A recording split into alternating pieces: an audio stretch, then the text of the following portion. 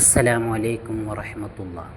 ഏറ്റവും ഉത്തമയായ സ്ത്രീ ആരാണ് എന്ന് നബി സല്ലല്ലാഹു അലൈഹി വസല്ലമ തങ്ങളോട് ചോദിച്ചപ്പോൾ നബി സല്ലല്ലാഹു അലൈഹി വസല്ലമ തങ്ങൾ പറഞ്ഞ മറുപടി ഇങ്ങനെയാണ്: ഭർത്താവ് നോക്കിയാൽ അവൾ സന്തോഷിപ്പിക്കും, അവൻ്റെ കൽപ്പനകൾ അനുസരിക്കും, അവൻ്റെ സമ്പത്തിലും അവളുടെ ശരീരത്തിലും അവന് അനിഷ്ടമായ ഒരു കാര്യത്തിനും അവനെ ധിക്കരിക്കുകയില്ല.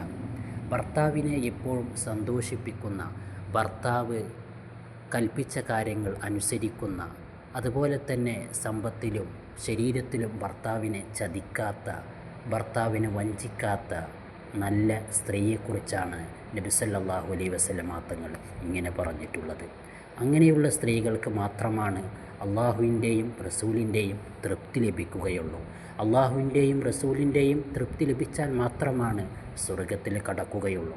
അതുകൊണ്ട് തന്നെ സ്ത്രീയുടെ സ്വർഗപ്രവേശനത്തിനുള്ള പ്രധാന കാരണം ഭർത്താവിൽ നിന്നുള്ള തൃപ്തിയാണ്. അസ്സലാമു അലൈക്കും.